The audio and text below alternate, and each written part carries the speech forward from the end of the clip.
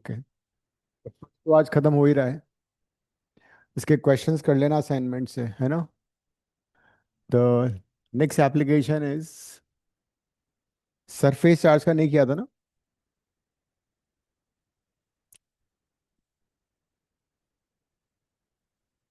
Electric field due to infinitely large uniformly charge sheet.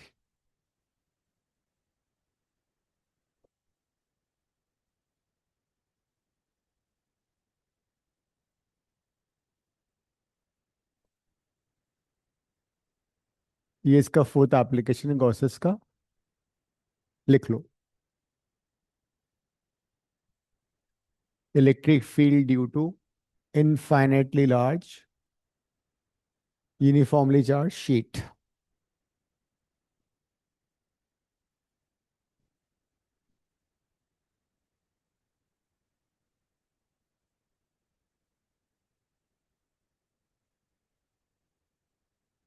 लिखो। Consider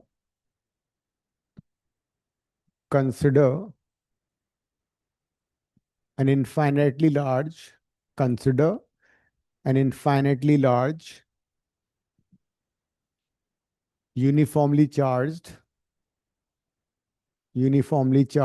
sheet having charge density sigma, having charge density sigma as shown in figure, having charge density sigma as shown in figure. There is a point P, there is a point P where electric field is to be found. There is a point P where electric field is to be found using using Gauss's theorem, using Gauss's law और Gauss's theorem। ये diagram बना लो।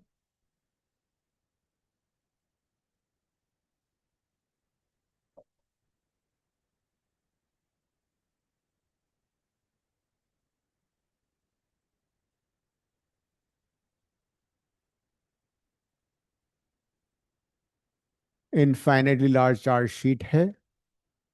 इसके हम दो view बनाएंगे। ये तो 3D view हो गया इसका। इसका 2D व्यू बना लेते हैं। अगर हम इसको यहाँ से व्यू करेंगे तो क्या नजर आएगा? एक शीट ऑफ चार्ज है which has charge on it,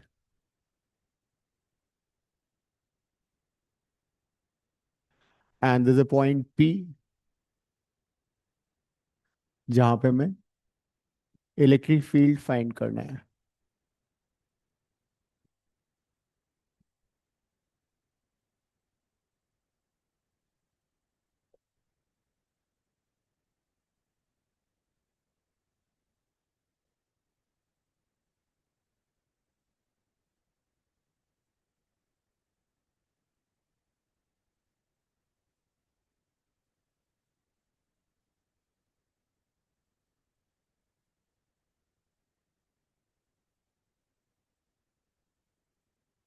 अब in order to use Gauss's law, we have to have a Gaussian surface, a three-dimensional Gaussian surface। लिखो आगे। we construct we construct a Gaussian surface we construct a Gaussian surface in the form of a cylinder, in the form of a cylinder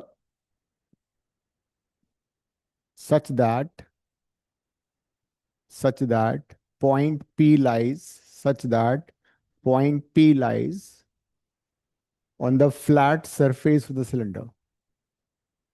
We construct a Gaussian surface in the form of a cylinder such that point P lies on the flat surface of the cylinder। अब देखो एक Gaussian surface बना रहा हूं मैं।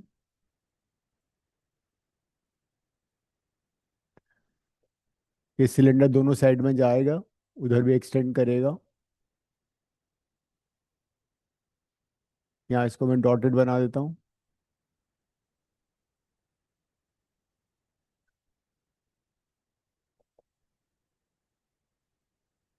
So a cylinder in the form of in such a way that point P lies on the flat surface. Same हम यहाँ भी बना सकते हैं।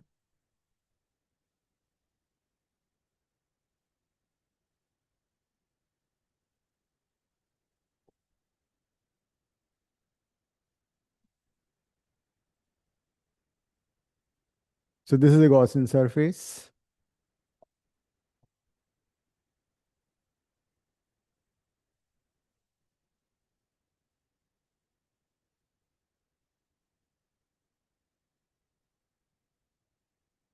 So we have constructed a Gaussian surface like this. अब क्या होगा, इस Gaussian surface पे एरिया वेक्टर लेना पड़ेगा मुझे। If I take area vector on the flat surface, so it would be like this, and electric field will also be like this. Theta zero हो जाएगा इस बार फ्लैट सरफेस पे। अगर हम कर्व्ड सरफेस पे लें तो डी एस ले लेते हैं, इसको डी ए की जगह D S, this would be D S, where as electric field would be like this. यहाँ पे थीटा 90 हो जाएगा। सो कर्व्ड सरफेस पे हर जगह इलेक्ट्रिक फील्ड और एरिया वेक्टर में 90 डिग्री एंगल होगा, और फ्लैट सरफेस पे हर जगह इलेक्ट्रिक फील्ड और एरिया वेक्टर में 0 डिग्री होगा। दो फ्लैट सरफेसेस है और एक कर्व सरफेस है। फ्लैट सरफेस इधर भी है, तो यहाँ पे तुम एरिया वेक्टर लोगे, इलेक्ट्रिक फील्ड पॉजिटिव है तो इधर ऐसे जाएगा इधर, और एरिया वेक्टर भी ऐसे होगा, तो यहाँ भी थीटा 0 डिग्री होगा। तो दोनों फ्लैट सरफेस पे थीटा 0 होगा, और कर्व्ड सरफेस पे थीटा 90 होगा।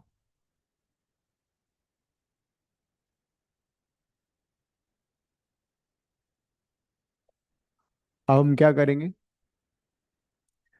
लिखो आगे, यूजिंग गॉसेस लॉ।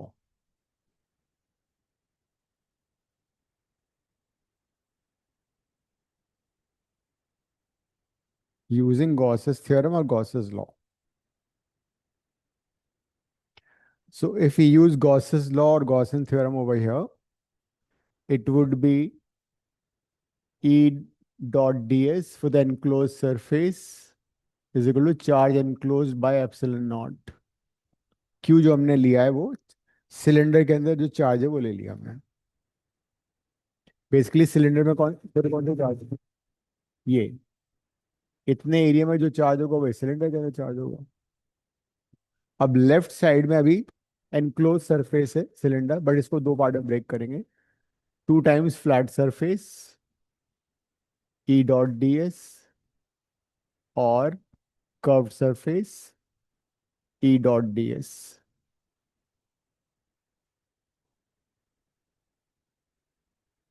ई डॉट डी एस दो फ्लैट सरफेसेस हैं, एक कर्व सरफेस है, वो अपने लिख दिया। अब डॉट प्रोडक्ट को ओपन कर देते हैं। फ्लैट सरफेस में क्या हो रहा है, E D S cos zero, जबकि कर्व सरफेस में क्या हो रहा है,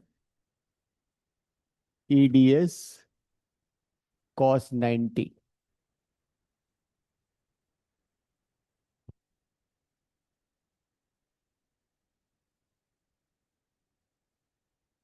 तो कॉस 90 वाला टर्म तो जीरो हो जाएगा।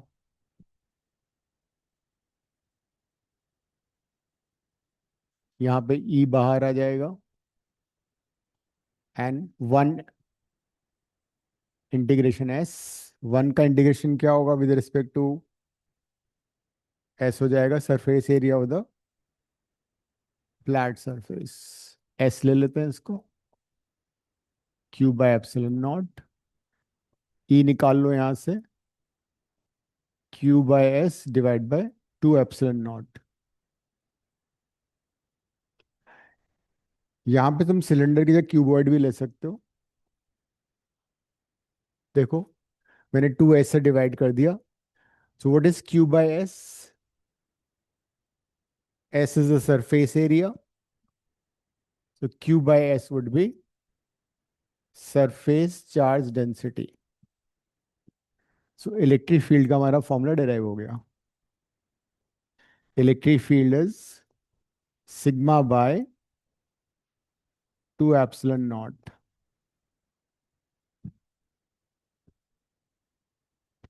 तो अगर हमारे पास कोई शीट ऑफ चार्ज है जिसका सरफेस चार्ज डेंसिटी सिग्मा है, पॉजिटिव सिग्मा, इलेक्ट्रिक फील्ड दोनों साइड में जाएगा। इधर भी इलेक्ट्रिक फील्ड होगा। If you charge sheet which is positive sigma, electric field इधर भी होगा, इलेक्ट्रिक फील्ड इधर भी होगा, है ना। And this electric field is independent of distance. ये इलेक्ट्रिक फील्ड डिस्टेंस पे डिपेंड नहीं कर रहा है, देख लो। This is not depending upon distance, it is independent of distance. तो अगर कोई चार्ज शीट है तो electric field is independent of distance, जबकि लाइन चार्ज में क्या था? In the case of line charge it was inversely proportional to distance, है ना। लेकिन यहाँ पे ऐसा नहीं है। इसको एक बार गो थ्रू करो, फिर अब आगे बढ़ते हैं।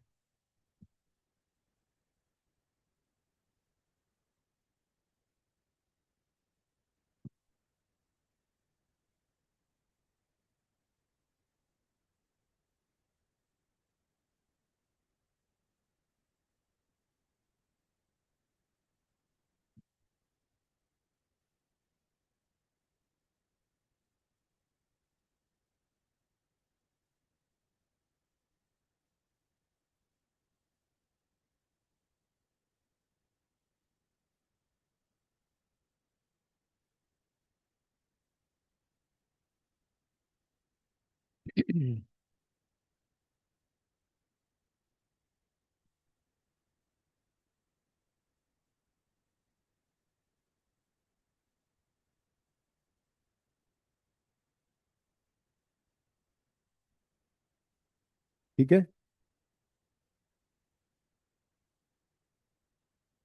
शौर्य, तुम्हारा एक पूरा डेरिवेशन मिस हो गया अब, है ना। तुम इसको वीडियो में बाद में देखना, हम आगे बढ़ रहे हैं। तो if we have a charge sheet having charge density positive sigma, then on both the sides electric field would be there present, but in the opposite direction, magnitude wise it would be sigma by 2 epsilon not. तो जब भी कोई charge sheet है जिस पे positive charge distributed है uniformly, this is the electric field. और अगर we have a charge sheet which is minus sigma, अगर चार्ज सपोज माइनस सिग्मा है, फिर क्या होगा? उस केस में electric field magnitude wise same होगा, बट डायरेक्शन कैसी होगी? डायरेक्शन इस पे टर्मिनेट करेगी। Electric field would be sigma by 2 epsilon magnitude wise, but direction would be it will terminate on the sheet. Negative में इलेक्ट्रिक फील्ड टर्मिनेट करेगा, positive sheet है तो इलेक्ट्रिक फील्ड दूर जाएगा। लिख लो ये।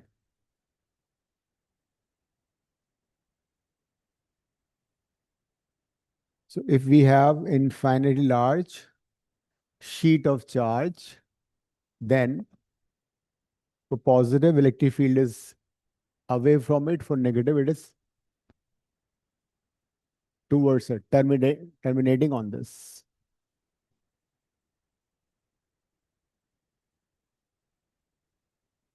अब इस पे बेस्ड कुछ और रिजल्ट्स।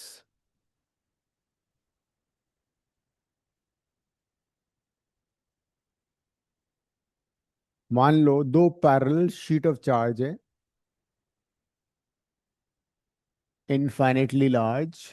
एक का चार्ज डेंसिटी है +σ1, दूसरे का है +σ2। Electric field due to both the charge sheets हमें बताना है, और नेट फील्ड यहाँ पे कितना होगा, इस रीजन में कितना होगा और इस रीजन में कितना होगा, ये भी बताना है। फॉर्मूला तुम्हारे पास ऑलरेडी है। दोनों शीट्स की वजह से इलेक्ट्रिक फील्ड निकालो और उसका नेट मैग्नीट्यूड एंड डायरेक्शन बताओ। We are assuming sigma one sigma two से बड़ा है, ये हम अज्यूम कर रहे हैं। दोनों पॉजिटिव शीट्स हैं, सिग्मा वन भी पॉजिटिव है और सिग्मा टू भी पॉजिटिव है।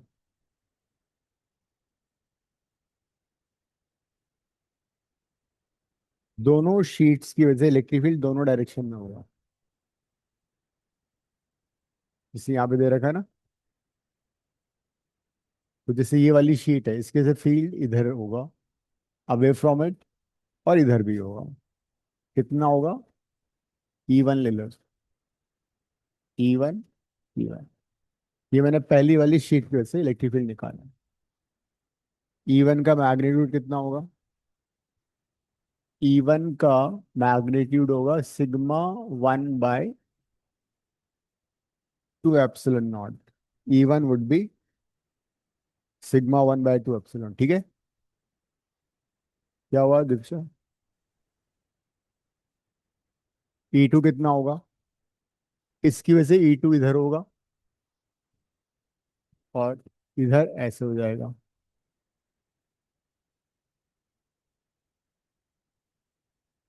हम डायरेक्शन लेंगे तब हम साइन कंसिडर करें। E two would be sigma two by two epsilon naught. क्या, जब हम निकालेंगे तो हमें साइन कंसिडर करना पड़ेगा। नहीं अब बाद में करेंगे, अभी तो दोनों पॉजिटिव है ना।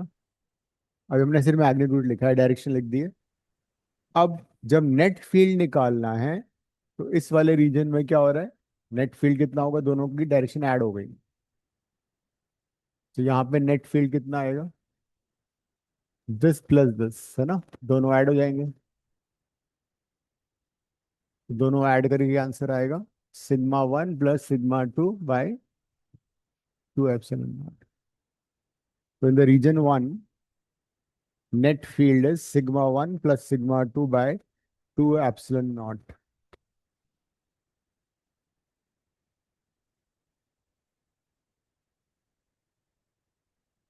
सेकेंड वाले में क्या होगा, sigma two minus sigma one. Minus हो जाएगा। Let's assume that E one is greater than E two. E second वाला हो जाएगा sigma one minus sigma two by two epsilon not.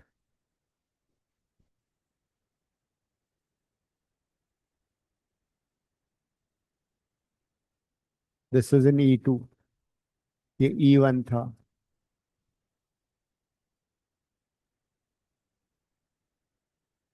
और थर्ड वाले में भी ऐड हो रहा है।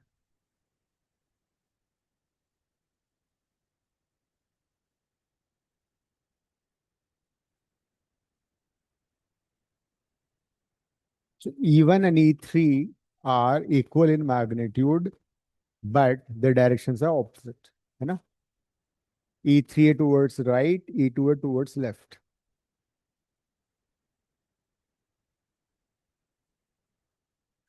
अब एक और चीज करते हैं। अगर मान लो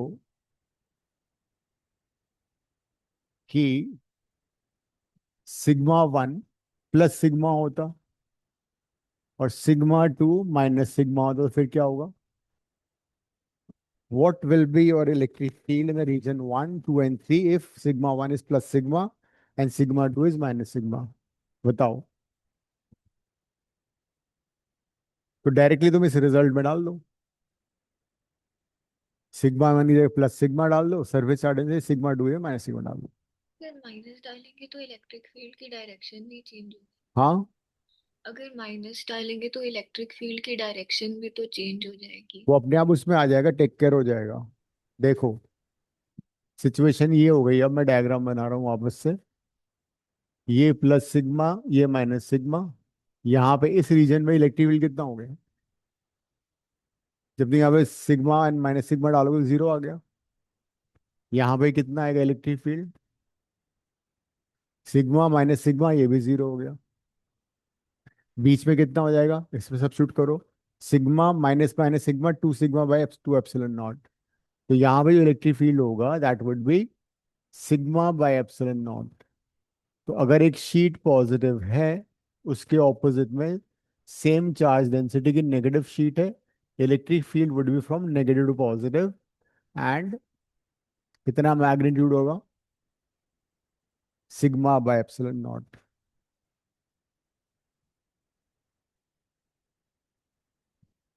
इसको हम बिना इसकी हेल्प से भी डिराइव कर सकते हैं, सेम रिजल्ट डायरेक्शन लेके, जो तुम बोल रही हो ना दीक्षा, वो भी हम कर सकते थे।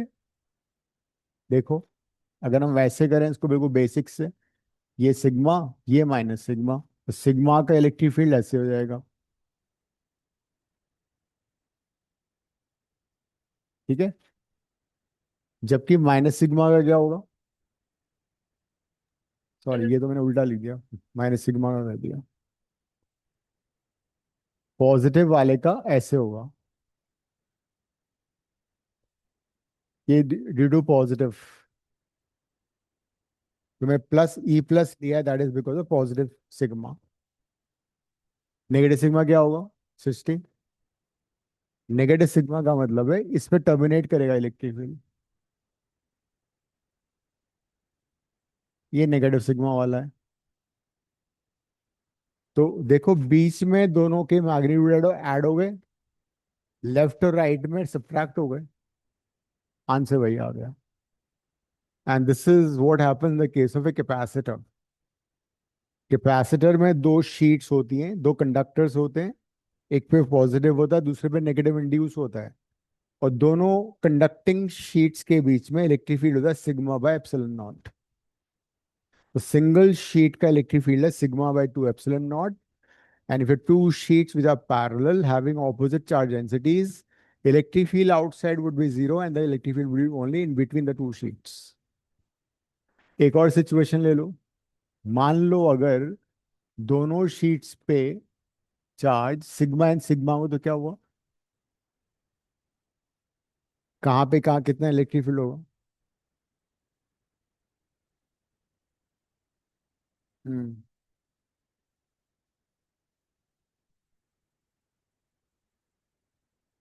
इस बार वापस ये यूज कर लो। 1 और 3 में sigma sigma by epsilon not हो जाएगा और बीच में हाँ, हो जाएगा। तो अगर दो चार्ज शीट्स हैं सेम चार्ज डेंसिटी की, तो उनके बीच में फील्ड एग्जिस्ट नहीं करेगा। Field would B only outside it, whereas वहां उल्टा हो रहा था, electric field was present only inside in between the plates, outside was zero.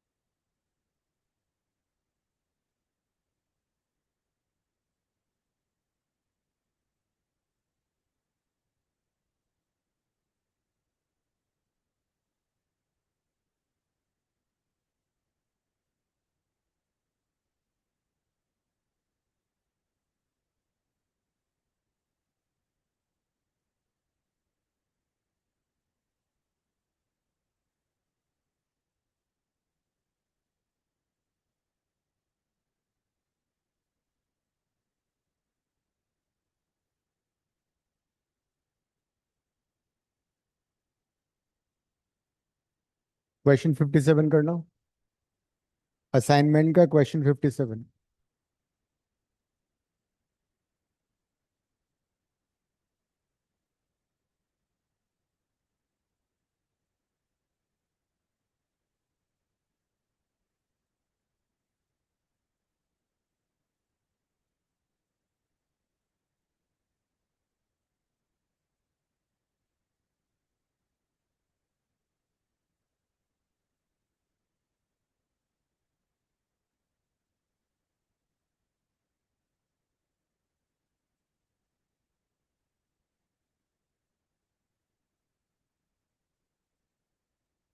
हम्म, वो नहीं है, ग्रुप में डाला तो था मैंने। फोन नहीं है, तुम्हारा नाम नहीं ग्रुप में। फोन ऐसा नहीं हो सकता। अभी दोबारा डाल देता हूँ।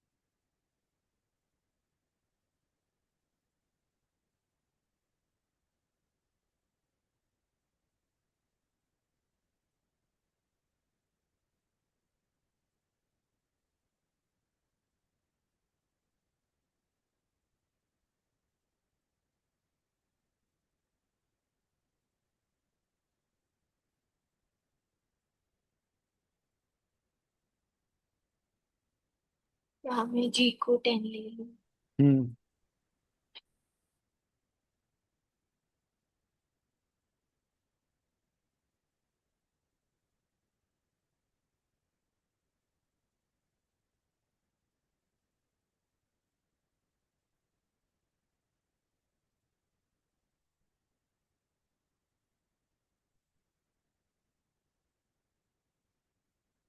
इसमें +6 माइक्रो कूलम चार्ज है, electric field is downward, mg is acting downward, and string में टेंशन होगा away from the body t। अब पॉजिटिव चार्ज पे इलेक्ट्रिक फोर्स कहाँ पे लगता है? पॉजिटिव चार्ज पे इलेक्ट्रिक फोर्स हमेशा लगता है in the direction of electric field. तो इस पे फोर्स लगेगा डाउनवर्ड, ठीक है। कितना लगेगा? Q × E।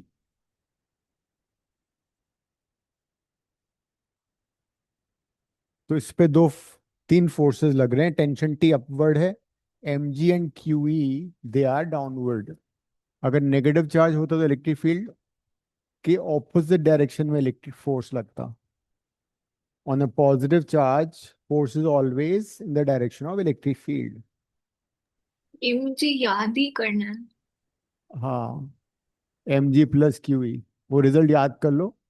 पॉजिटिव चार्ज पे फोर्स हमेशा in the direction of electric field लगेगा, एंड नेगेटिव पे हमेशा इलेक्ट्रिक फील्ड के ऑपोजिट लगता है। दोनों को ऐड कर दोगे, आंसर आ जाएगा।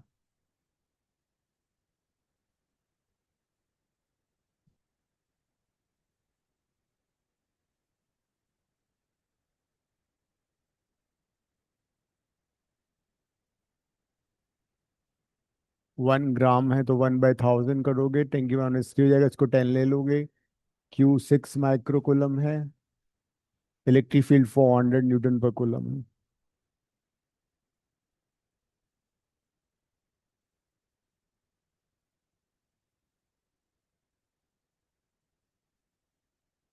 तो कितना आ गया ये? 1.24 into 10⁻²। हम्म।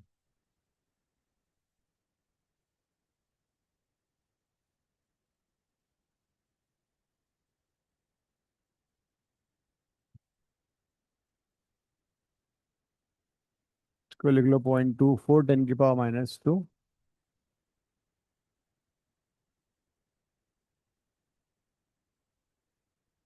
और अगर चार्ज नेगेटिव हुआ तो क्या होगा? क्यों ही ऊपर काम करेगा। हाँ, if the charge is negative, -6 micro coulomb, Q × E will be in the upward direction। तो इस बार टेंशन +QE = mg हो जाएगा। तो T would be mg - QE, minus करोगे इस बार, तो या माइनस साइन आ जाएगा। 7 6।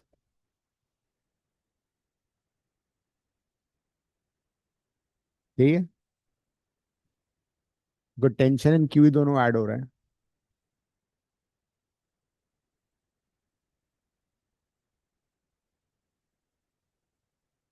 ये भी क्वेश्चन आ सकता है कि what should be the value of electric field so that the negative charges experiencing no force, मतलब टेंशन जीरो। तो टी को जीरो डाल के फिर ये निकाल सकते हो। सेकंड पार्ट करो इसका।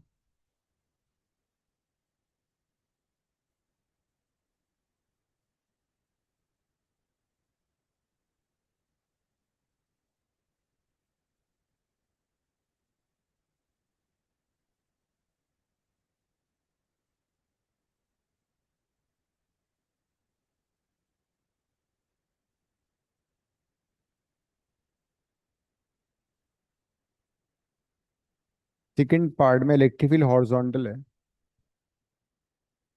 तो इसमें भी दोनों केसेस करने पड़ेंगे।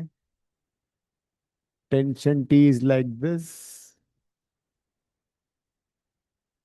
इलेक्ट्रिक फील्ड जब ऐसे होगा तो ऑब्वियसली बात है Q into E same direction में होगा पॉजिटिव चार्ज के लिए। M G would be downward.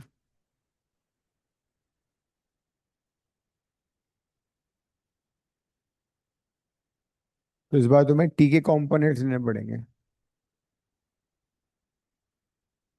T. फिर मैं अभी घर आई स्टेबल कोई से। बात नहीं, मुझे मालूम है, मम्मी से बात हो गई थी मेरी। तुम्हारा वैसे वेट कम हो गया डांस करते करते। अभी कहीं से। तो इस बार हम टी के कंपोनेंट्स लेंगे। थीटा के साथ वाला कंपोनेंट कितना होता है? कॉस। और दूसरा साइन। तो हॉरिजॉन्टल फोर्स हॉरिजॉन्टल कंपोनेंट को बैलेंस करेगा। टी साइन थीटा हो जाएगा क्यू इंटू ई। और टी कॉस थीटा हो जाएगा एम जी। उसने क्या पूछा है, थीटा पूछा है या टी पूछा है? थीटा। तो दोनों को डिवाइड कर दो, तो थीटा आ जाएगा। So we divide tan theta would be q e by m g. इस एंगल पे वो डिफ्लेक्ट होगा।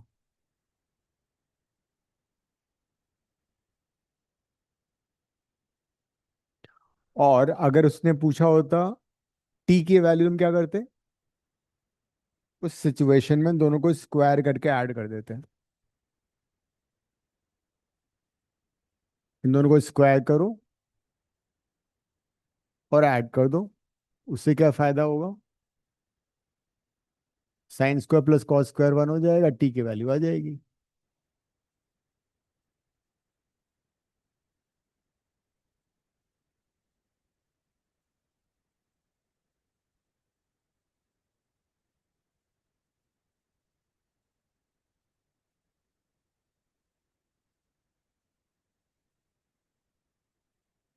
तो T will be under root of M G whole square plus Q E whole square. ये हो जाएगा। So in case you want to find out tension, we can square and add.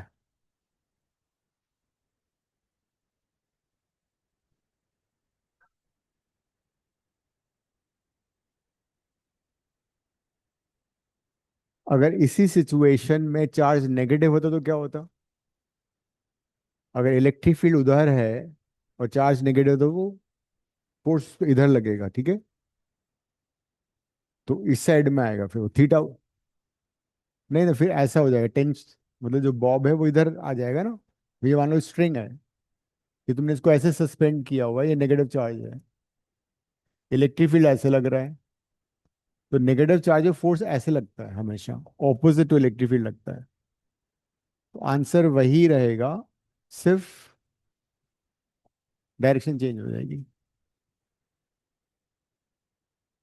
मतलब वो इधर डिफ्लेक्ट होगा फिर। 75 करो असाइनमेंट का।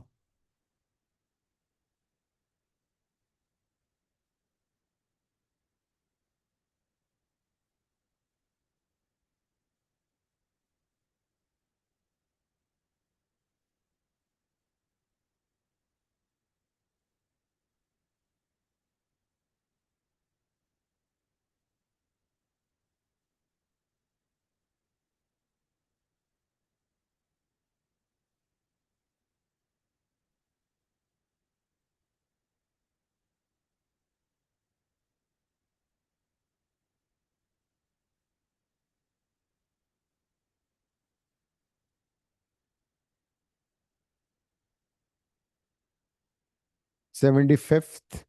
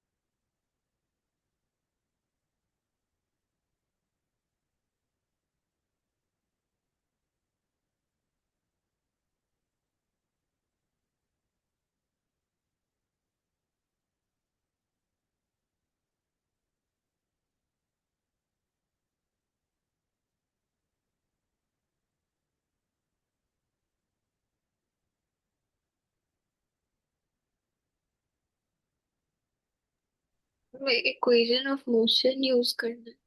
हम्म अब देखो, इसने तुम्हें दिया हुआ है कि जो particle of mass m and charge minus q enters the region between the two charge plates।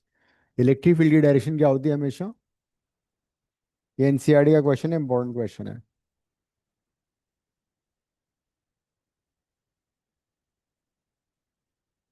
A similar question came last year CBSE, वो 26 में आया हुआ है ऐसा। तो ये ऊपर वाली प्लेट पॉजिटिव है, तो अपर प्लेट अगर पॉजिटिव है तो इलेक्ट्रिक फील्ड हमेशा क्या कहाँ से कहाँ होता है? पॉजिटिव टू नेगेटिव प्लेट होता है, ठीक है। इलेक्ट्रिक फील्ड का डायरेक्शन ये हुआ।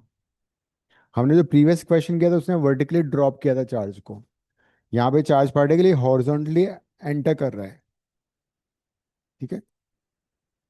तो charge particle is entering horizontally with velocity से vx। चार्ज को मैंने पहले प्लस ले लिया, क्यू ले लिया, ठीक है। तो अगर चार्ज पॉजिटिव होगा तो फोर्स किधर लगेगा?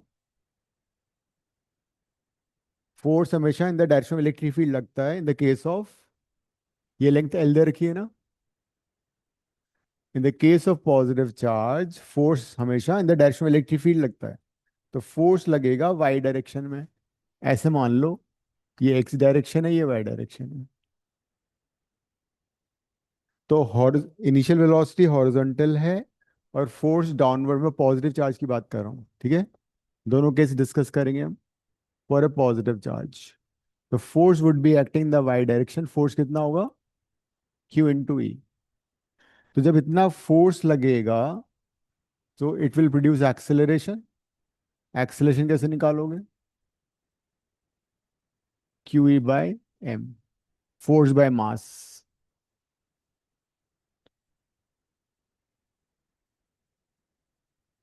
तो डाउनवर्ड डायरेक्शन में इतना एक्सेलरेशन होगा, लेकिन डाउनवर्ड डायरेक्शन में उसकी इनिशियल वेलोसिटी कितनी है?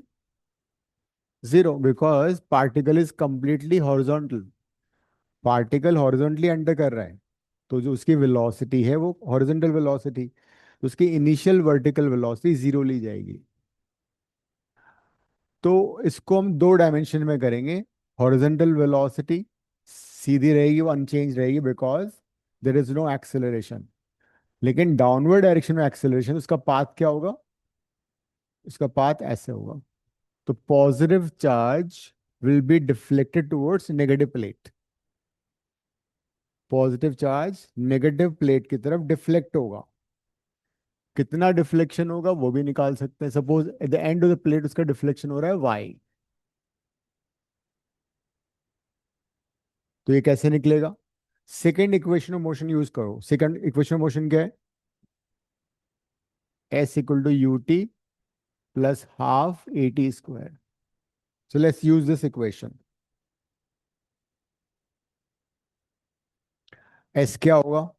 वर्टिकल डिस्प्लेसमेंट y, यू क्या है? इनिशियल वेलोसिटी जीरो है, वर्टिकल।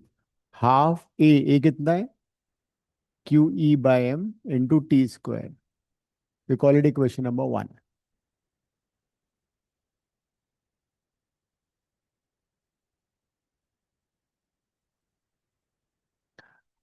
अब क्वेश्चन ये आता है कि टाइम कैसे निकालोगे? हॉरिजॉन्टल मोशन में अगर मैं यस, तो टाइम निकालने के लिए हॉरिजॉन्टल मोशन कंसिडर करो। Horizontal motion is basically uniform motion, कोई एक्सेलरेशन नहीं है। तो वहां पे क्या होगा? Distance is equal to speed into time. In the horizontal direction, there is no force, hence there is no acceleration. Distance equals speed into time.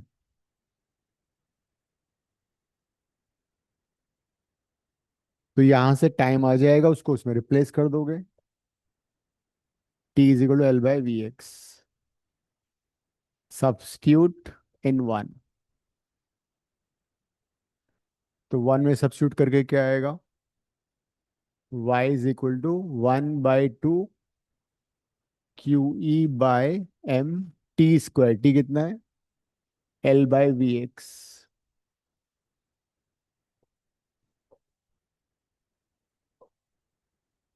ये parabola की इक्वेशन है। Y और L में क्वाड्रेटिक रिलेशन आ रहा है ना, तो this is equation of parabola, parabolic path. तो है, हम्म। क्या इस बार किसी की 100 है? इस पार्ट का क्या इस बार किसी की 100 है? फिजिक्स में नहीं, क्योंकि वो 2-3 क्वेश्चन ऐसे आ गए थे सीबीएसई में। अब इस बार तो रिजल्ट भी नहीं आया ना वैसे तो, बट मुश्किल है। 10th का तो आ गया। हाँ, 10th का, 12th का नहीं आया अभी, बट आई डोंट थिंक इस बार हो पाएगा, बिकॉज मैंने एक क्वेश्चन दिया, वो तुम देखते हैं अभी वो करते हैं। तो मैं कहता ना टफ पेपर होता तो लीनियर चेकिंग होती है। हाँ, फिर भी फिजिक्स में जनरली 100 लाना डिफिकल्ट होता है। अगर ये चार्ज नेगेटिव हुआ तो फिर क्या होगा? ये नेगेटिव। चार्ज अगर नेगेटिव होगा तो डिफ्लेक्शन ऐसे होगा, बिकॉज फोर्स ऊपर की तरफ लगेगा। Negative charge force is always opposite to electric field, तो ऊपर की तरफ रिफ्लेक्ट होगा। अगर न्यूट्रल चार्ज होगा, no charge will go undeflected, undeviated.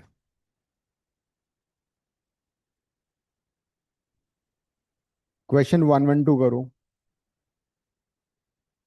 अच्छा, इसमें जरा देखो 1 और 2 उसने जो दे रखा है। 1 और 2, 3 तो तुम्हें पता लग चुका कौन सा चार्ज होना चाहिए। 1 2 3 में बताओ चार्जेस क्या होंगे?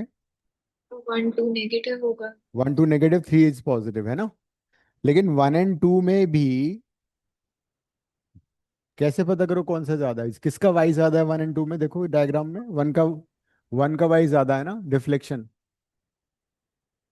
1 का डिफ्लेक्शन ज्यादा है, 1 का वाई ज्यादा है। तो किसका वाई, जिसका वाई ज्यादा है उसका, उसने शायद हो सकता है क्यू बाय एम पूछा हो, चार्ज बाय मास रेशो। बाकी तो सारी चीजें कांस्टेंट है ना, सेम है। एल सेम है, ई सेम है, वी सेम है। दैट मीन्स जिसका चार्ज टू मास रेशो ज्यादा है वो ज्यादा डिफ्लेक्ट हो रहा है। जिसका क्यू बाय एम ज्यादा है, तो they might ask you for which charge q by m is more. Charge number 1 का क्यू बाय एम ज्यादा है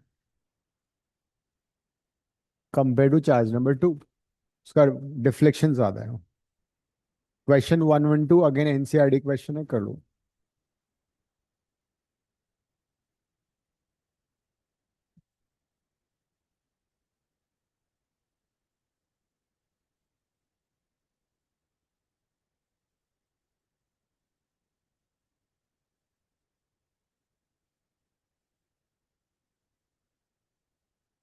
क्वेश्चन 1 1 2।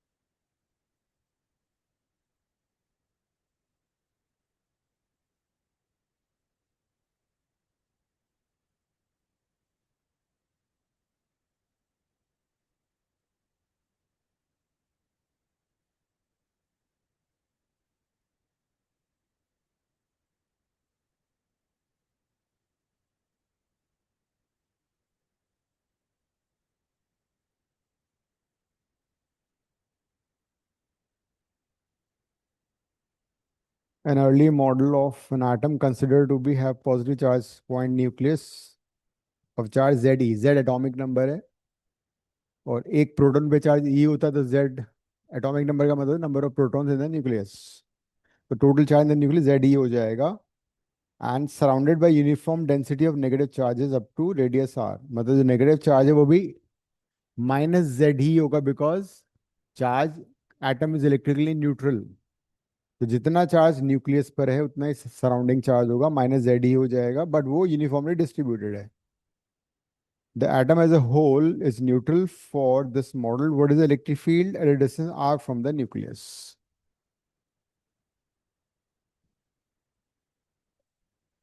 इसको सॉल्व करने के लिए तुम्हें गॉसेस थ्योरम यूज करनी पड़ेगी। ये कैपिटल R है और Ze जो चार्ज है नेगेटिव वाला, बिकॉज इलेक्ट्रिकली न्यूट्रल है ना ये, वो यहाँ पे यूनिफॉर्मली डिस्ट्रीब्यूटेड है। तो डायग्राम बनाओ।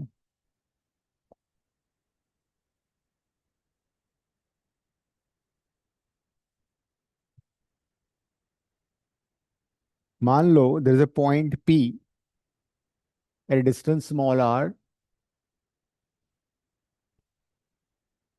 From the centre of the atom. यहाँ पे मेरे को इलेक्ट्रिक फील्ड निकालना है, तो मैं क्या करूंगा, एक गॉसियन सरफेस हमने बना ली। So we make a Gaussian surface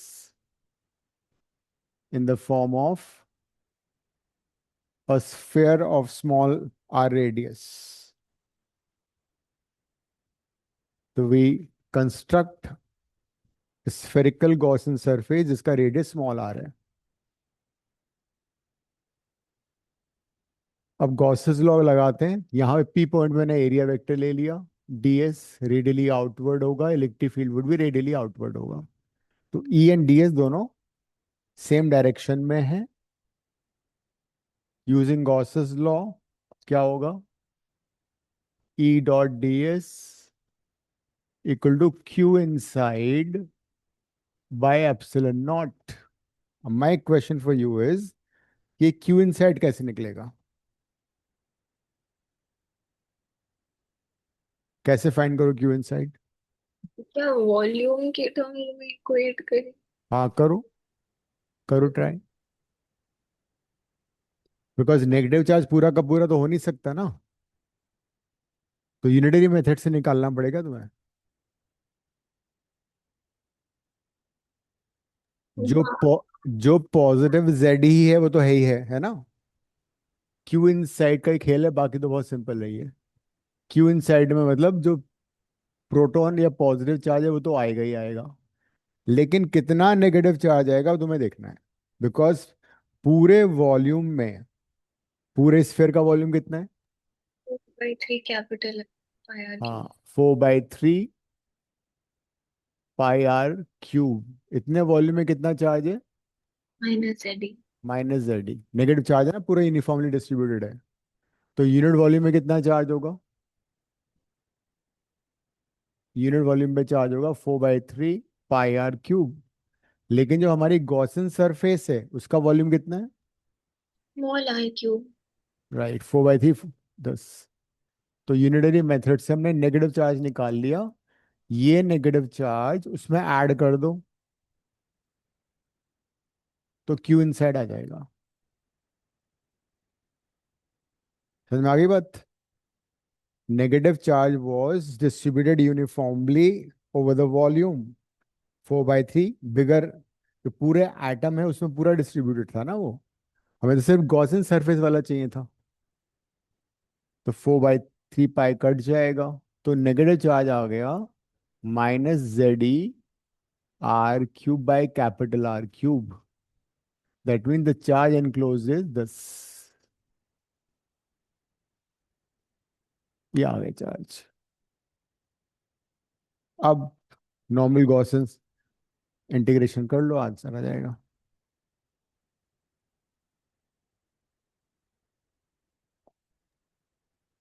तो EDS है, उसमें मुझे गॉसियन सरफेस वाले स्फेयर का एरिया लेना हाँ, इसमें हमेशा ध्यान रखना, एरिया हमेशा गॉसियन सरफेस का आएगा। EDS cos 0 हो जाएगा ये। cos 0 होता है 1। राइट साइड में जेड ही कॉमन ले लो। 1 - R³ by capital R³ divide by epsilon not हो गया।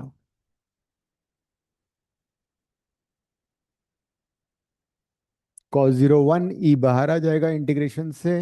DS का इंटीग्रेशन हो जाएगा 1। 1 का इंटीग्रेशन S हो जाएगा। ये आपने क्या किया? हम्म। तो आपने रेडी बाहर लिया है। ई बाहर निकाल लिया ना। हाँ, तो जेड ही तो बाहर आ ही जाएगा। जेड ही कॉमन आ रहा है।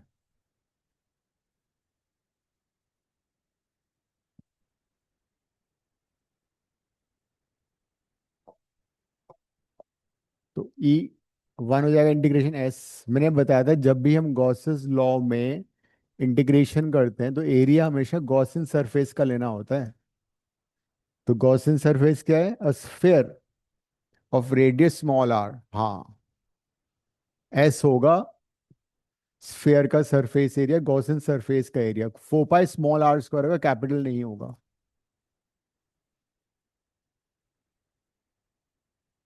तो एटम के अंदर इतना इलेक्ट्रिक फील्ड है। E = 4 pi epsilon. को K चाहो तो लिख लो, तो KZE/r²।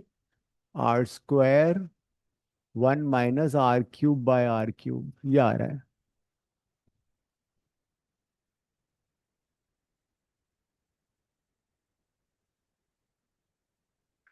लेकिन बताओ ये कब तक होल्ड करेगा ये फॉर्मूला? जब R लेस देन और इक्वल टू R है, ठीक है। लेकिन लेस देन और इक्वल टू R है तो नॉन जीरो होगा।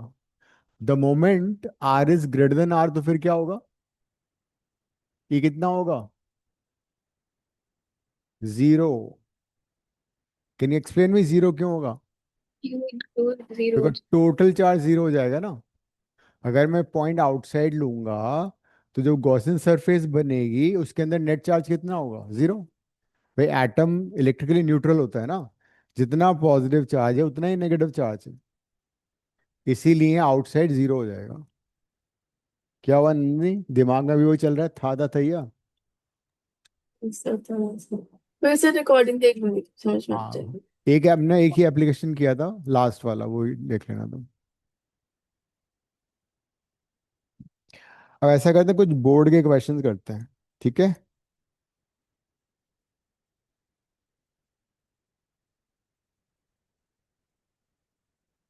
असाइनमेंट में देखो, मैं बताता हूँ कौन कौन से क्वेश्चन अभी तक हमारा चैप्टर 1 हो चुका है, ठीक है। Chapter 1 is over.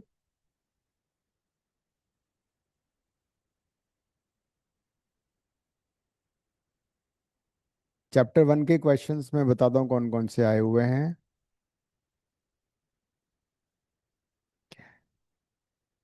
ISC 2026 2 mark का क्वेश्चन है, सेकंड क्वेश्चन। अब दीक्षा बोलेगी सेकंड मेरा असाइनमेंट नहीं लिखा हुआ है। ऐसे लिखा हुआ है, डायरेक्शन लगी हुई है। आरो बने हुए हैं। हाँ, सेकंड क्वेश्चन ISC का कर लो। 2 मार्क का जो क्वेश्चन है। 4 पॉइंट चार्जेस। हाँ हाँ, जो डायग्राम बना हुआ ना वो वाला करना है।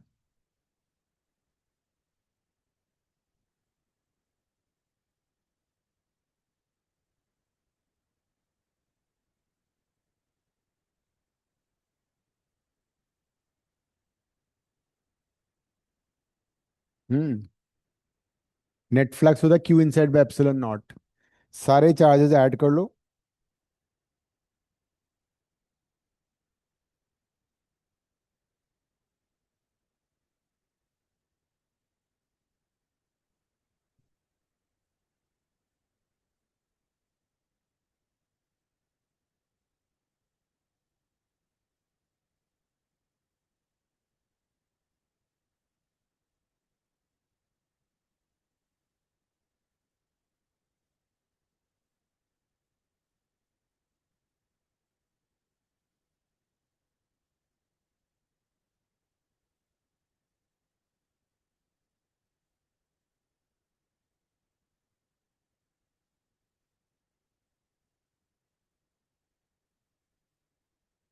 क्या करना चाहिए शिष्ट इसमें?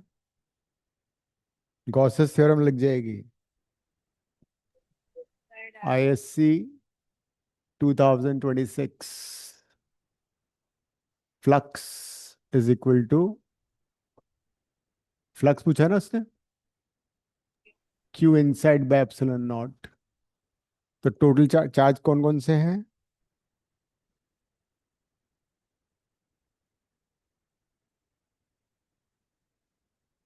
ये डायग्राम क्लियर नहीं क्या? है। Q1 और Q2 ही दिखाया है डायग्राम में, Q3 और Q4 एक कहाँ मिनट पे? देखता हूँ मैं, वो मिसप्रिंट हो सकता है। आई थिंक बाहर है और उसके अंदर नहीं है। नहीं, जो बाहर वाले हैं उनको नहीं लेना है। हाँ। तो सिर्फ Q1 Q2 काउंट होंगे इसमें। Outside charges will not be included, include नहीं होगा। तो Q1 Q2 ये 17.7 माइक्रो, कन्वर्ट कर लो, minus 8.85 micro divided by epsilon naught की वैल्यू 8.85, 10 to the power -12। लो कर लो बात। कितना इजी क्वेश्चन था। आईएससी के हमेशा इजी क्वेश्चन आ रहे हैं आजकल। आईएससी बोर्ड का एक क्वेश्चन। वन यूनिट क्या होगी शोर फ्लक्स की? 10⁻⁻12। हाँ, तो 6 आएगा, 10 to the power 6 volt meter है ना। ये इसका आंसर हो गया। फ्री के 2 मार्क्स थे ये।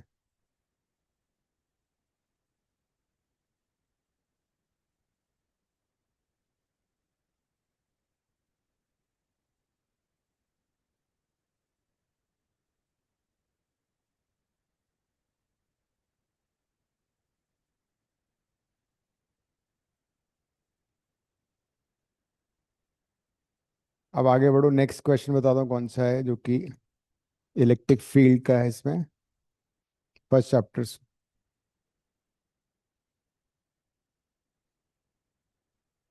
देखो, show that the intensity of electric field at a point in the end position, axial position.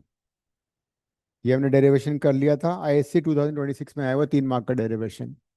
Axial line पे हमने किया था इलेक्ट्रिक फील्ड, वही आ चुका है 3 मार्क का। तो इसका मतलब श्योर है इस साल एक्सियल लाइन वाला नहीं आएगा, इक्वेटोरियल आ सकता है या टॉक आ सकता है। अब सीबीएसई 2026 का क्वेश्चन देखो, इसी का अगला वाला क्वेश्चन करो, उसको एमसीक्यू आया हुआ है ये। वहाँ पे देख। अच्छा सॉरी, ये पोटेंशियल एनर्जी हमने अभी नहीं किया है, फॉरगेट इट, अभी नहीं कर पाओगे तुम।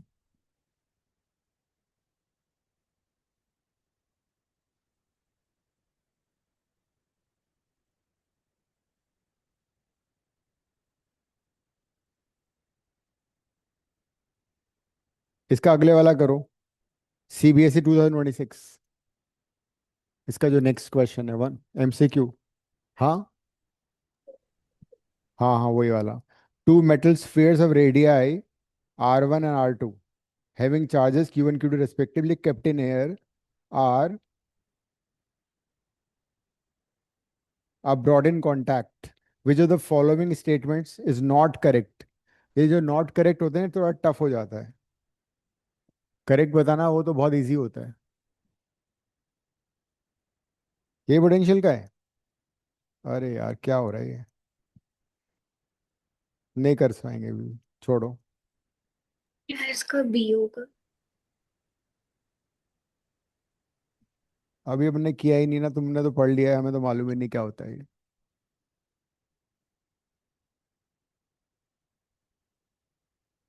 हाँ। क्या? अच्छा, इस जो एक डायग्राम बना हुआ है ना कैपेसिटर वाला, उसके नीचे वाला देखो, two small identical metal balls. ये तो इलेक्ट्रिक फील्ड फोर्स का है ना, कर लो। Two small identical metallic balls having charges Q and -2Q, ये करो। ये भी सीबीएसई 2026 का क्वेश्चन है।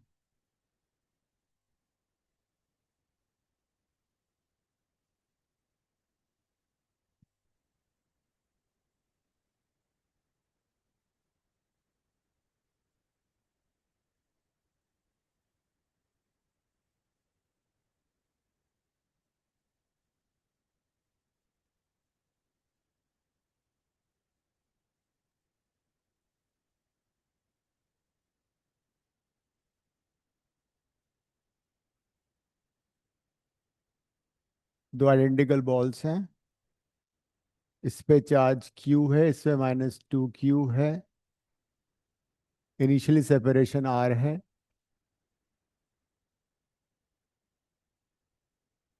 इनिशियल फोर्स कितना हो जाएगा?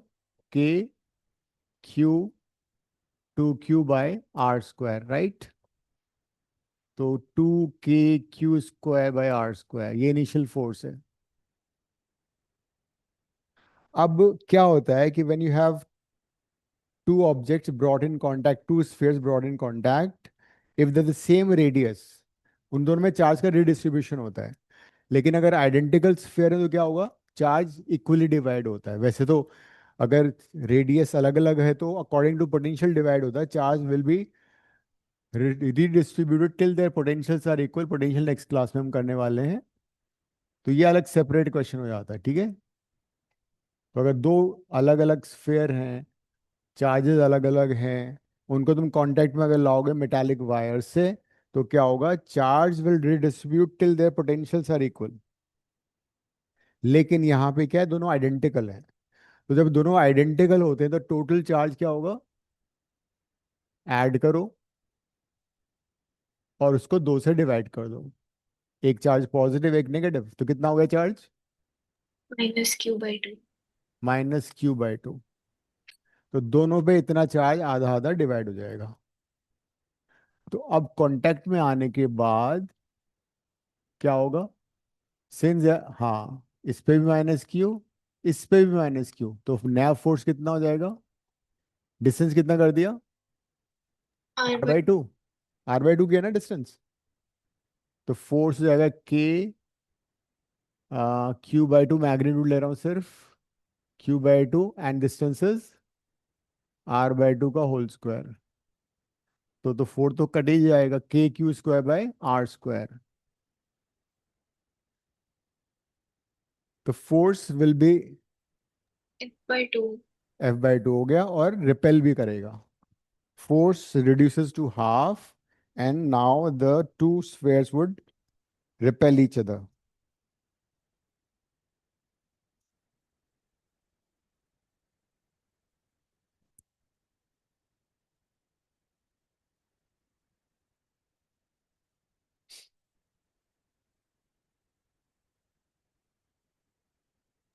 So Monday is my maths paper. क्या आ रहा है मैथ्स में? Relation function, inverse trigonometry and matrices. चलो वो तो तुम लूट लोगे, ये सारे चैप्टर इजी हैं। नहीं, कर लिया होगा सारा। तो मेरे AOD भी आ रहा है मंडे को। अच्छा, एओडी भी आ रहा है? ओहो, एओडी तो काफी डिटेल में है, लेकिन कब है मैथ्स है तुम्हारा? मंडे। इसी मंडे? वो अब संडे को मैं तुम्हें असाइनमेंट दे सकता हूँ, लेकिन कोई फायदा नहीं होगा उसका फिर। I'll mark few क्वेश्चंस जो आ सकते हैं, असाइनमेंट में मार्क कर दूंगा, वही आएंगे। Thank you.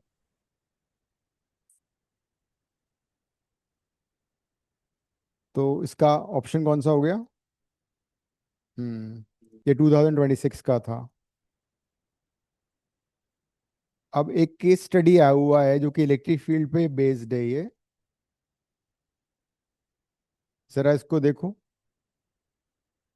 अच्छा, उसके अलावा जो हमने अभी एक एमसीक्यू किया, एमसीक्यू कर लिया, उसके बाद टू कैपेसिटर वाला क्वेश्चन है, फिर इलेक्ट्रिक फ्लक्स का भी एक क्वेश्चन आया हुआ है। इक्विपोटेंशियल सर्वे छोड़ो उसको, ये जरा देखो जो केस स्टडी आई हुई है ना, जो दो पैरेलल प्लेट्स बनी हुई हैं, जरा इसको क्वेश्चन को पढ़ो। The electric potential V and electric field are closely related concept in electrostatics. The electric field is a vector quantity that represents the force per unit charge at a given point in space, whereas electric potential is a scalar quantity that represents the potential energy per unit charge at a given point in space.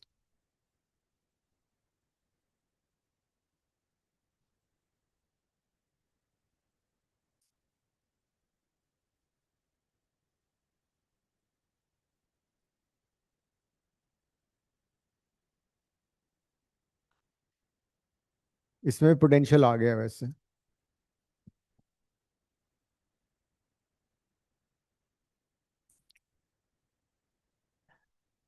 इसको अभी छोड़ते हैं।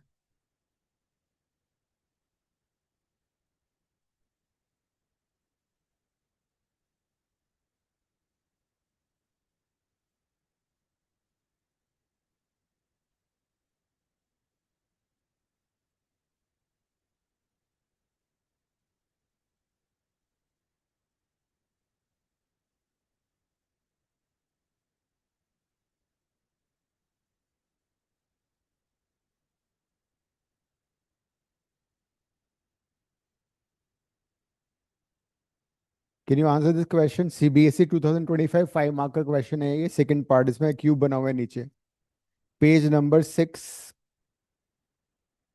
के bottom most part में देखो, एक cube बना हुआ है कोऑर्डिनेट एक्सिस के साथ। ये हमने ऑलरेडी किया हुआ है सिमिलर क्वेश्चन। दिख गया?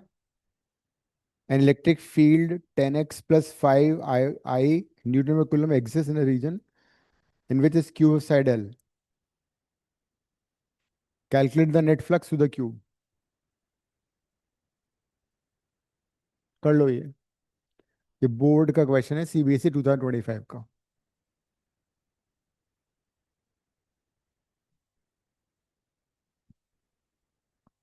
मिल गया क्वेश्चन?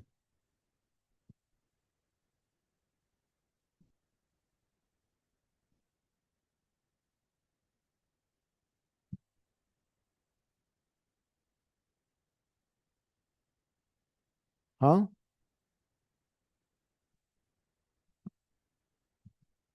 नहीं नहीं, इलेक्ट्रिक फ्लक्स जो पूछा है क्यूब वाला। हाँ, ये इलेक्ट्रिक फ्लक्स निकाला ना, इसमें इलेक्ट्रिक फ्लक्स निकालना है क्यूब में।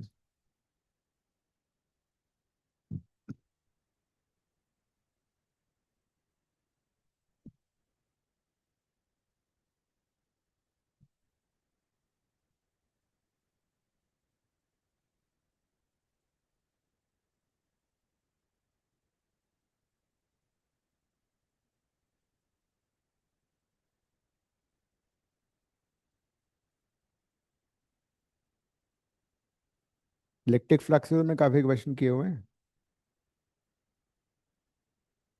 Electric field is along x direction, I cap लिखा हुआ है उसमें, लेकिन वो डिस्टेंस के साथ वेरी कर रहा है। 6 फेसेस होते हैं क्यूब में, 4 फेसेस से इलेक्ट्रिक फील्ड जीरो होगा, सिर्फ 2 फेसेस में इलेक्ट्रिक फ्लक्स निकलेगा, एक में एंटर करेगा, एक में बाहर आएगा। दोनों निकाल के माइनस कर दो, आंसर आ जाएगा। एल के टर्म्स में आएगा। यस।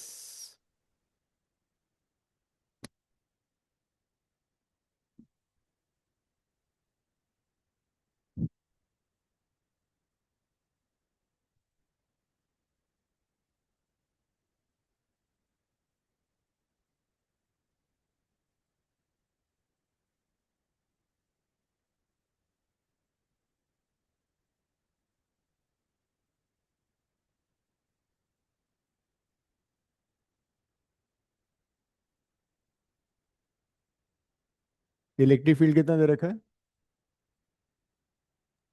NH+5 आई के न्यूटन पर कूलम। 10x+5 आई के। आई कैप न्यूटन पर कूलम, ठीक है। This is a cube like this, जिसका साइड एल है, ये ओरिजिन है, ये एल है। तो इन 4 फेस से कोई इलेक्ट्रिक फ्लक्स नहीं करेगा फास्ट, एक तो इसमें एंटर करेगा फ्लक्स, है ना। Electric field is like this. तो जो मैंने शेड किया है उसमें कितना फ्लक्स एंटर कर रहा है, फाई इन निकाल लेते हैं। फाई इन नेगेटिव होता है हमेशा। एक्स को मैं जीरो डालूंगा यहाँ पे, एक्स को जीरो सब्स्टिट्यूट करोगे बिकॉज ऑरिजिन है, प्लस 5 इंटू एरिया, एरिया कितना है L²। फ्लक्स होता है इलेक्ट्रिक फील्ड इंटू एरिया। तो एंटरिंग फ्लक्सेस -5L²। अब जो सेकंड सरफेस है वहां से इलेक्ट्रिक फ्लक्स आउट गोइंग होगा इस वाले से, यहाँ से फ्लक्स आउट गोइंग है, तो फ्लक्स आउट कितना होगा, फ्लक्स आउट पॉजिटिव होता है। इलेक्ट्रिक, यहाँ पे एक्स की वैल्यू कितनी है? इस वाले फेस पे एक्स की वैल्यू एल है, तो एक्स की जगह एल डालना पड़ेगा तुम्हें। 10L+5 into area of the face L², तो जाएगा 10L² + 5L², L³। दोनों को ऐड कर दो, नेट फ्लक्स आ जाएगा। इन एल क्यूब आ रहा है। So net flux would be phi in plus phi out। अगर उसने नेट चार्ज पूछा होता क्यूब के अंदर तो क्या आता? What is the net charge enclosed in the cube and the nature of charge? तो उसके लिए हम क्या करते? एप्सिलॉन नॉट से मल्टीप्लाई कर देते phi net is equal to q inside by epsilon not कर देते हैं। तो phi net था 10L³ into epsilon not, q inside हो जाता। और ये चार्ज क्या होता? Positive, because net flux outgoing है। जब नेट फ्लक्स आउटगोइंग होगा तो दिस वाज 2025 का क्वेश्चन था ये। हैं। कैसे पता आउट कोई लो कर लो बात, पूछ लिया ना मैंने इससे। दोनों को ऐड करके पॉजिटिव आ रहा है, नेगेटिव आ रहा है? पॉजिटिव तो पॉजिटिव फ्लक्स क्या होता है? आउट। आउटगोइंग फ्लक्स हमेशा पॉजिटिव होता है, इनकमिंग फ्लक्स हमेशा नेगेटिव होता है। ठीक है, लिख लो ये। इसका अगला क्वेश्चन भी कर लो। hollow sphere of radius r, ISC 2024, 2 marks। ISC 2024 2 marks वाला।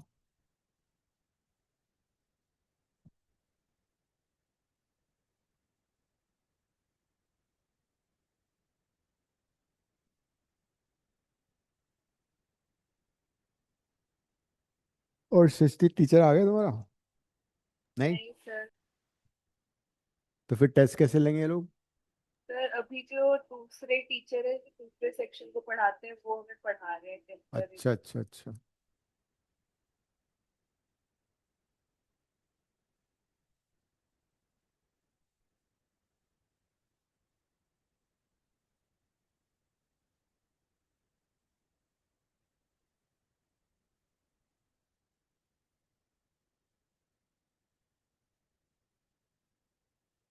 A hollow sphere of radius capital R has a point charge Q at its center.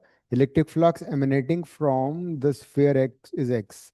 How will the electric flux change, if at all, when radius of the sphere is doubled? Radius पे depend ही नहीं करता। तो अगर charge Q है centre पे, radius का R है, और जो नेट फ्लक्स कितना है अभी इस मोमेंट पे X, तो अगर तुमने सपोज इसका रेडियस कितना कर दिया,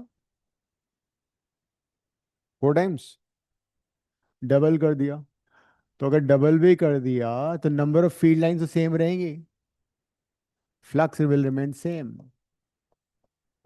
फ्लक्स जो है वो क्यू इनसाइड पे डिपेंड करता है, क्यू इनसाइड तो वही है। डबल क्या तुम 10 गुना कर दो तब भी कुछ फर्क नहीं पड़ेगा। Number of field lines passing through the Gaussian surface तो वही रहेगा। देखो, छोटे वाले स्फीयर से भी उतनी फील्ड लाइंस पास करी, बड़े से भी उतनी फील कर रही है। वैसे भी क्यू इनसाइड होता है ना फ्लक्स, तो क्यू इनसाइड थोड़ी चेंज हो रहा है, विल रिमेन अनचेंज्ड, सेम रहेगा। ठीक है।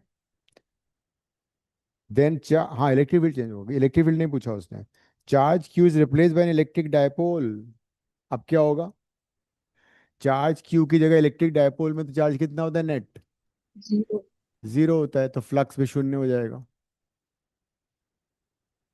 तो अगर तुम चार्ज की जगह इलेक्ट्रिक डायपोल डालोगे तो net charge will be zero. Shaurya, बात समझ में आ रही है या भूख लग रही है?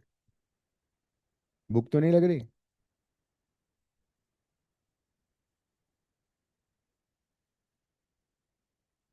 इसका और चॉइस वाला पार्ट भी करो, उसका अगला वाला भी करो।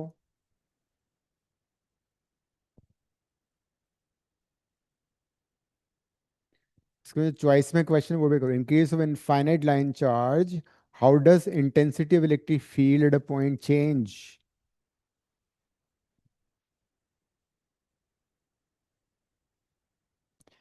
इनफाइनाइटली चार्ज लाइन चार्ज का बताया था फॉर्मूला, याद आ रहा है? लास्ट टाइम डेराइव किया था। Two epsilon nought lambda r. कितना था? Lambda by 2 pi epsilon nought r, और 2 k lambda by r. Due to a line charge, electric field is inversely proportional to distance. Line charge का electric field inversely proportional distance होता है।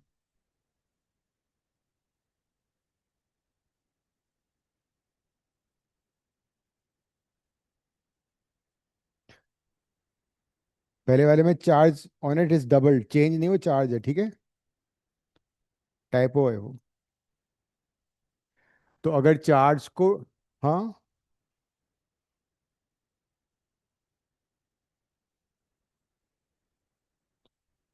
Charge on it's doubled, तो linear charge density है ना, लेकिन वो तो, ये तो चार्ज डेंसिटी होनी चाहिए थी ये। चार्ज डेंसिटी डबल नहीं होगी। बस इनफाइनाइटली लाइन चार्ज है। हाँ, चार्ज डेंसिटी डबल हो जाएगी, तो डबल ही मानो। Charge density has to be double then, है ना, क्यू बाई एल होता है ना, ठीक है, तो डबल हो जाएगा। Then distance the point is halved, तो डिस्टेंस हाफ हो जाएगी तब भी डबल हो जाएगा वो। जब तुम डिस्टेंस को आधा कर दोगे तो r/2 नीचे आएगा, तो ट्वाइस ट्वाइस हो जाएगा। दोनों केसेस में डबल होगा, ठीक है। अब what is meant by the statement relative permittivity of water is 81? बताओ।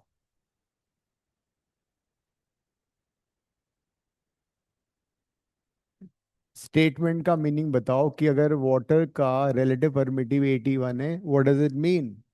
It means if two charges which are placed in air are now placed in water at the same distance, the force will reduce by 81 by a factor of 81.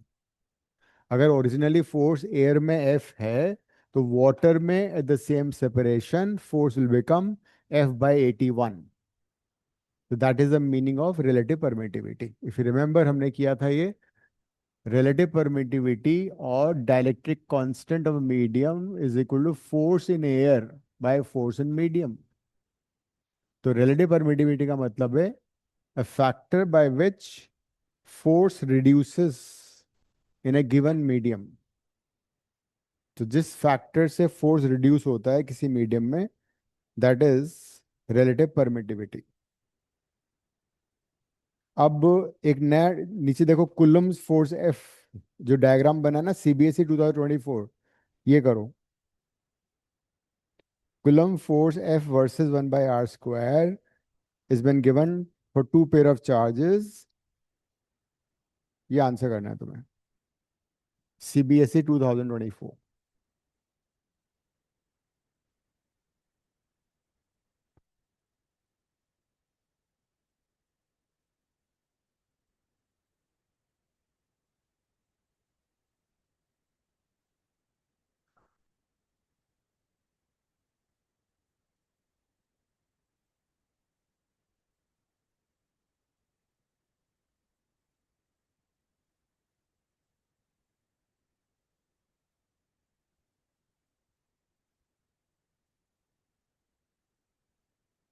1 by r² x axis पे है, और ये है F, ठीक है। So this is, हाँ,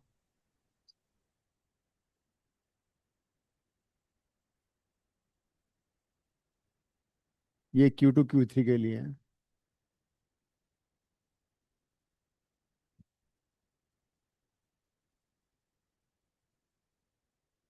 नाभिका कर रही हो ना तुम?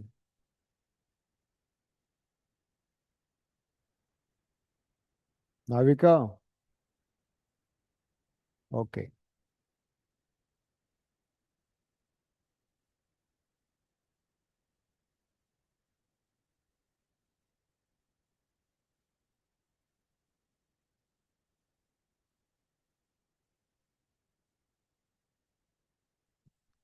F, you know, is K Q1 Q2 by R square.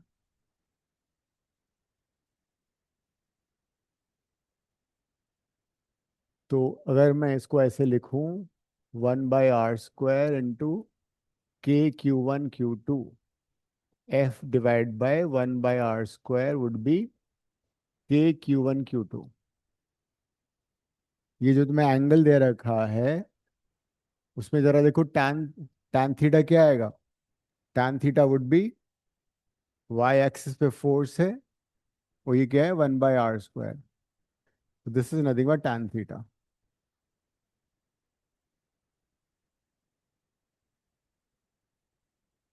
The slope of force versus 1/r² will give you K Q1 Q2. मैंने पहले फॉर्मूला लिखा फोर्स का, फिर 1/r² को नीचे ले गया, तो perpendicular by base will give you tan theta. तो पहले केस में कितना टैन 30 है, इसी को हम यूज कर लेते हैं. तो टैन 30 कितना हो गया? K Q1 Q2. दूसरे में कितना है? टैन 60. वो कितना है? K Q2 Q3 Q2 Q3. दोनों को डिवाइड कर दो. क्या पूछा इसने? Q1 by Q3. Q1/Q3 divide करो. tan 30 is 1/√3, tan 60 is √3. इस 1/3 हो जाएगा. वैसे टेक्निकली देखा जाए तो ये -1/3 होना चाहिए, क्योंकि जो नीचे वाला है वो नेगेटिव है ना? ऑपोजिट हो गया ना फोर्स. बट उन्होंने माइनस तो दे नहीं रखा ऑप्शन में, डाउनवर्ड हुआ है ना, ऑपोजिट डायरेक्शन. भाई अगर इसको मैं पॉजिटिव मानूंगा तो ये नेगेटिव हो जाएगा ना. बट उन्होंने नेगेटिव, यही क्वेश्चन अगर जेई में होता तो एक ऑप्शन -1/3 भी होता. हमारे लिए 1/3 आंसर है. देन आगे क्वेश्चन आया हुआ है, CBSE 2024, define electric flux, right it's dimension, you know this, है ना? Electric flux is number of field lines passing through given area. Dimension तुम कैसे निकालोगे? E इंटू ए करके, और फिर E हो जाएगा F/Q, and then you can answer dimension also. इसका बी पार्ट करना जरा. सीबीएसई 2024 का B part, a plane surface in shape of a square.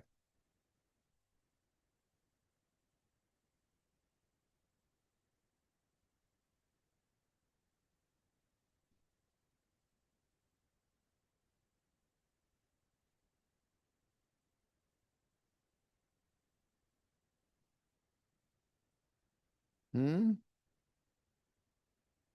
देख लो, ऐसे मत करो.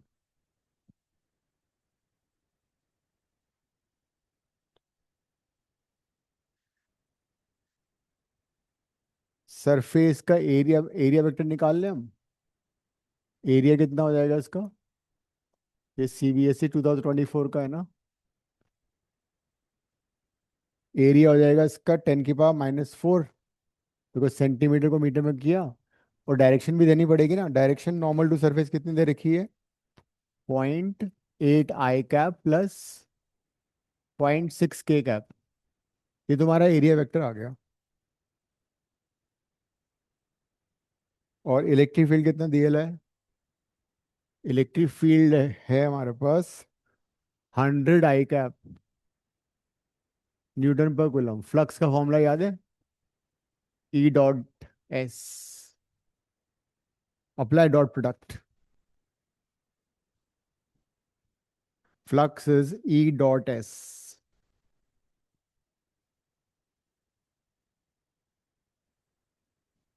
तो 100 × 10⁻⁻⁴ अलग कर लो. ये हो जाएगा I cap dot 0.8 I cap plus 0.6 K cap. Dot product निकालना तुम्हें आता ही है. I.I कितना होता है? 1. 1. I.K 0, 90 डिग्री एंगल हो गया ना।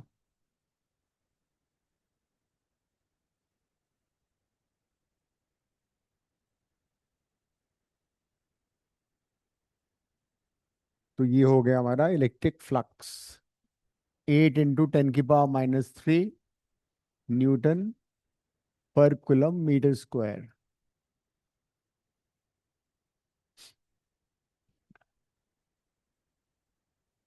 वेडनेसडे को फिर हम स्टार्ट करेंगे चैप्टर 2।